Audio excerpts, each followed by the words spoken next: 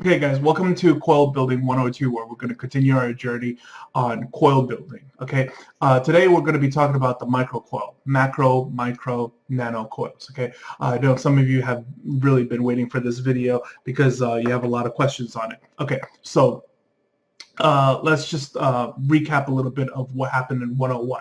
Basically in 101, what we're talking about is just connecting different posts. If things are of equal height, okay, from the positive to the negative, then we want to do like a horizontal build, so it's more like a bridge type. If there is a significant height difference, then we want to do a vertical build, so the coil is more like a ladder or a staircase to make the height difference. Okay, so aside from this, a lot of people have been asking, okay, so now I know whether to build a horizontal or a vertical coil, but when do I use a macro coil? When do I use a micro coil? When do I use a nano coil? What gauge should I be using? What should I do on this and what should I do? How do I know if I should go with a thicker wire? How do I know if I should go with a thinner wire? And you know, the different types, okay? So let's get one thing straight first, okay? There is no real right or wrong into any of this, okay, but what I can show you is a good way to help you determine stuff, you know, a better way to do things. If you consider, right, that like, okay, doing this way works, but doing this other way is more optimal, and that is considered right and that is considered wrong, then that's just your way of looking at it. Like it's arguable, you know what I mean? Because as you get fancier in your builds, you could force a vertical build into a horizontal build. You could force a horizontal build into a vertical build. Will it perform optimally? Most likely not. Okay, but you know, it's not unheard of that, like, you know, I do something fancy and like a dripper because the open deck allows me to do so. So I just go ahead and build what I want to build and go crazy with it. And because, you know, I'm such a master builder, the result came out pretty nice. It's not unheard of. Okay, but that's not for you guys just yet, as you're still, you know, going on from 101 to 102 coil building. Okay, so let's get the basics down first before we get into the fancy stuff and then start, you know, shooting the shit about it. Okay, because but many of you guys are not ready for that, and for the rest of you who are already a master tinkerer, then this video is not really for you, is it? So let's start down. And let me show you some stuff that I have prepared for today's class so that we could get a better understanding of what's going on, okay? So here we go. The idea of a microcoil, okay, is building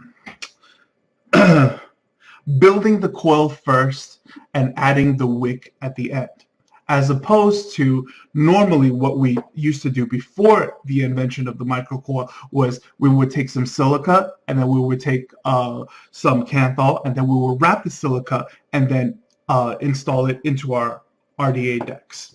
Okay.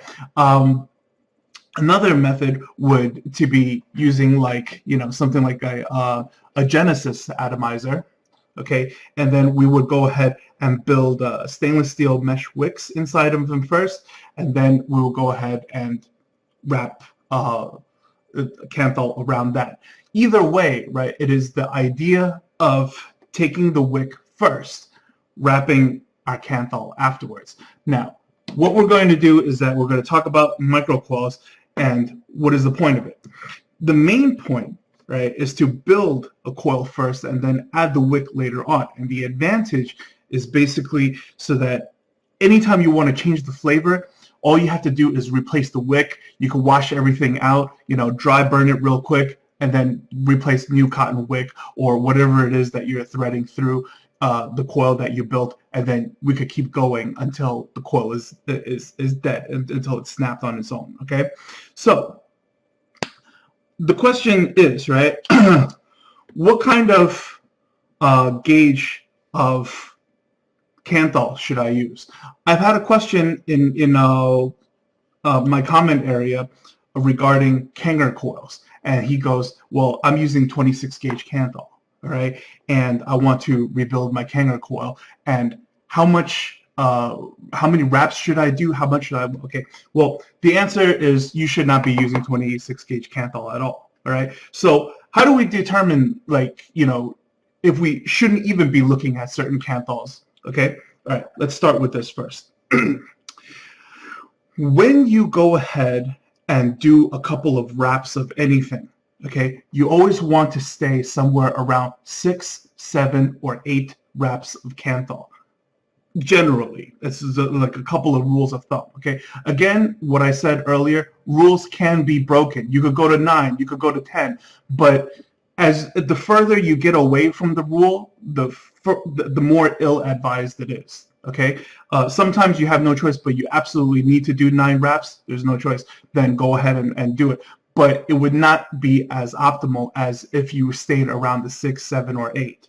Okay, so what am I talking about? Let me put that more of a perspective for you guys. Okay, all right. First, let's talk about micro, macro, and nano. Right? Let's get one thing straight. Everything is a fucking micro coil. They're all micro coils, okay? Except nano just means very small micro coil. Macro means larger micro coil. That's all that it means. But essentially, it's still all the same thing. It's all wrapped the same way. It's all the idea still, building the coil and then threading something else through it, okay? So precision screwdrivers, these are basically your best friends in the vape world. Okay, you build everything with it, you build everything on it, right? I would advise anybody to go ahead and get a box of precision screwdrivers, because they have the screwdrivers that's labeled 1, number 0, 1.4, 2.0, 2.4, things like that. Okay, now the reason why you need to do this is because this is the only way we all speak the same language. Because, you know, oh, he's got a 564 drill bit and he's a, you know what I mean? It gets confusing. But if you stay with this, generally every single micro coil, average size micro coil that you build is probably going to be on the 0. Okay, because the 0 is good enough for your K-funds, your RDAs, your Genesis atomizers, like all sorts of stuff like that. 0 is generally good enough. Okay, sometimes you have to go a little bit thinner, sometimes you have to go a little bit thicker.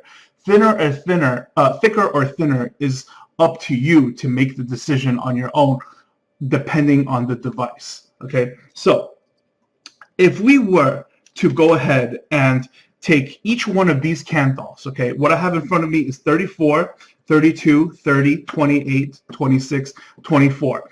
I always recommend people to buy the middle, 30 and 28 gauge Kanthal to start off with. The 32s and 34s, these are the really thin stuff to be building like Kanger coils and stuff like that, because you're building smaller items, so you need thinner Kanthals. The thicker stuff over here, 26, 24 gauge Kanthal and above, is the thicker wire. This is going to give you, you know, the thick clouds, the denser vapor. This is what you usually put into your RDAs. Okay, this is what you put into generally everything else. Can you build something cloud chasing with a 28? Yeah, you could. Okay, not as hardcore as a 26 or 24, but yeah, you could.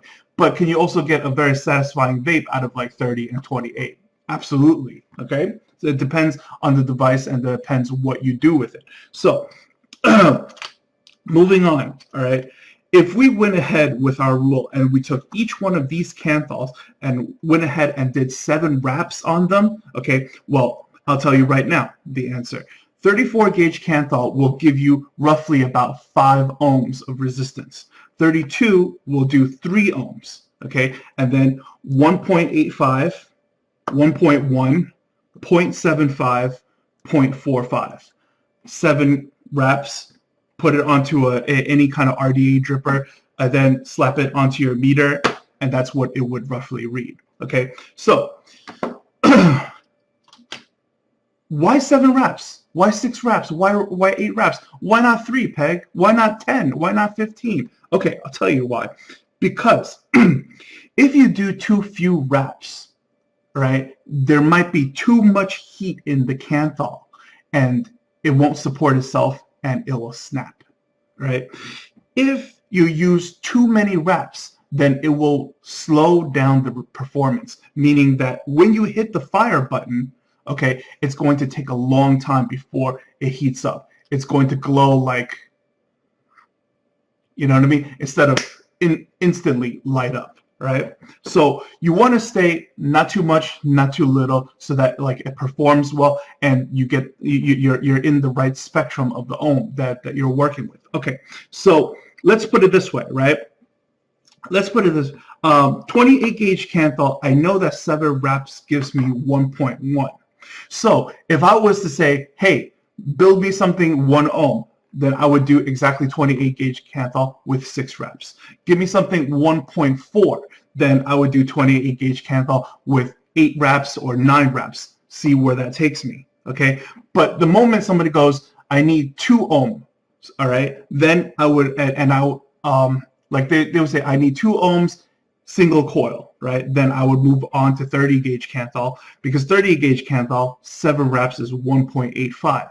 So maybe if I gave it another rep, 8 reps or 9 reps, something like that, it's going to give me that 2.0. So you always want to, find the spectrum of like where you need to be, and then give it slightly more, slightly less reps, and then you know where you're at. Okay. As far as dual coiling and quad coiling and stuff like that, we'll save that for another class. Okay, we'll move on. Then I will cover all that stuff later on.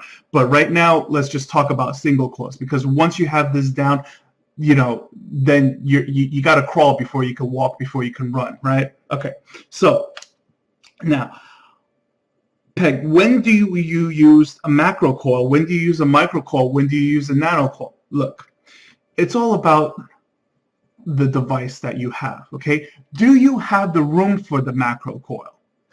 Let's just say I go ahead and grab my larger screwdriver, and then I place my screwdriver right onto the building deck over here. And by eye, if I imagine, let's say, a coil built around this screwdriver, do I have the room on this deck to support that?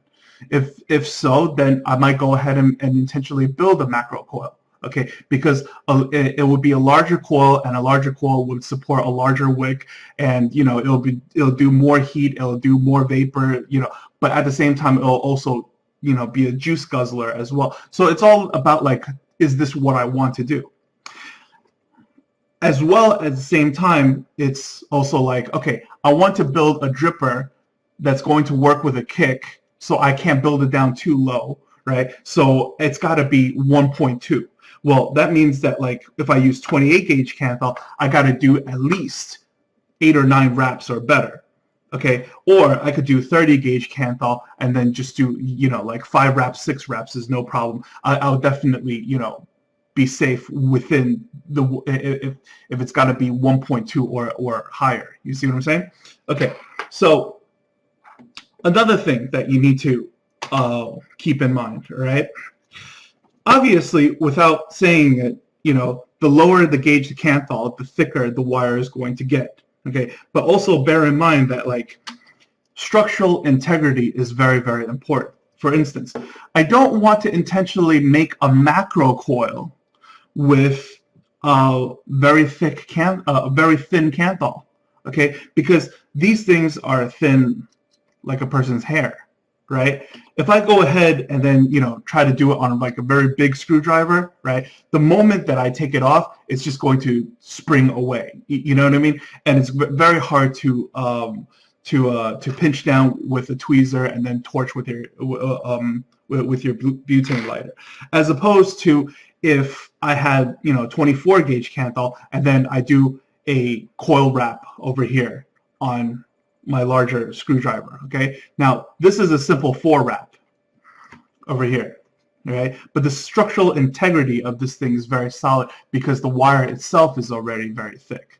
At the same time, if I was to make a nano coil, okay, I personally recommend that everybody, if you're going to make a nano coil, go ahead and unravel a large paper clip. Okay, don't do what they do on other shows where they just wrap it on a syringe or something like that, because if you had the choice between safe and non-safe, pick the safe one, right? So go ahead and use something like this.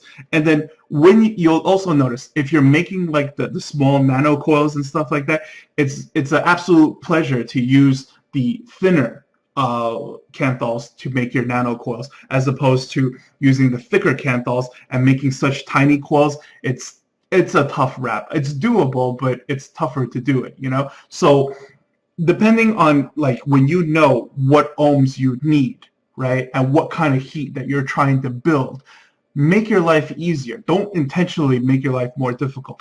Absolutely, we could take 24 gauge Kanthal and build a 2 ohm coil, but how many wraps is that going to be? It's going to be like, I don't know, 25 or 30 wraps or something like that. Well, this coil is going to be like this. It's ridiculous. It's still going to register on the meter as 2.0 and what we need, but when you fire it, it takes forever to heat up. You know what I mean?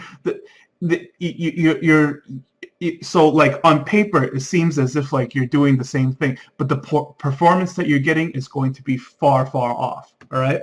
So I hope that answers a lot of your questions about like, whether I should be doing, the macro, the micro, the nano, and what kind of gauge I should be using and to do this and to do that. All right. There will still be future classes in coil building because there's so much to cover. Okay, so those will be, in the 201 and the 202 classes where we're going to be talking about, the quad coils, the dual coils, and hand wrapping different kinds of coils, and when you should and shouldn't be using ribbon Kanthals, as well as, a pop quiz on different kinds of builds. And just by looking at it, do you know what kind of ohms it's going to be? So any questions or comments, like go ahead and leave them below, and I'll do my best to answer all of that. And then I'll see you guys in the next class. Okay?